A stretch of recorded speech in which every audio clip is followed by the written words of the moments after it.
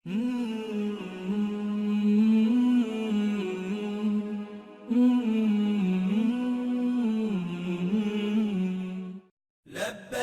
اللهم لبيك لبيك لا شريك لك لبيك ان الحمد. آپ صلی اللہ علیہ وسلم کا فرمان ہے کہ حج اور عمرہ پہ در پہ کرتے رہا کرو، بار بار کرتے رہا کرو. حج بھی بار بار کرو، عمرے بھی بار بار کرو. ہمارے یہاں بعض لوگ جو ہیں یہ شوشے چھوڑتے ہیں اور یہ غلط فہمیاں پھیلاتے ہیں کہ جی حج پر جانے سے بہتر ہے کہ آپ کسی غریب کی مدد کر دیں، آپ فلاں کی مدد کر دیں. وہ حج کو کمپیئر کرتے ہیں، موازنہ کرتے ہیں آج کل کے خیرات کے عمل سے، جبکہ خیرات کے عمل سے کمپیئر کرنا چاہیے ان فضول خرچیوں کو جو انسان اپنی زندگی میں کرتا ہے.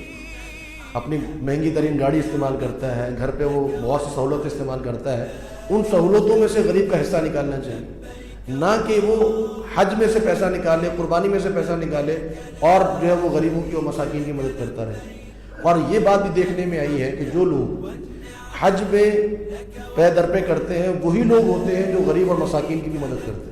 یعنی ایسا نہیں ہے کہ ایک شخص جو ہے وہ حج تو کر رہا ہو لیکن وہ غریب اور مساکین کی مدد نہ کر رہا ہو.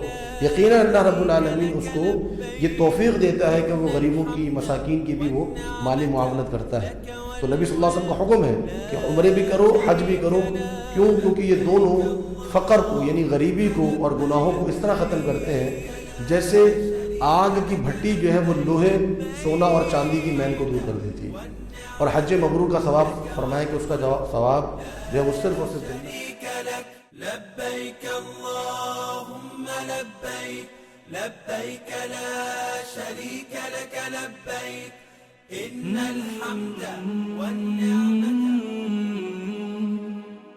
سبسکرائب کریں اور بیل آئیکن پر کلک کریں تاکہ آپ کو بر وقت ہماری ویڈیوز کا نوٹیفیکیشن مل سکے.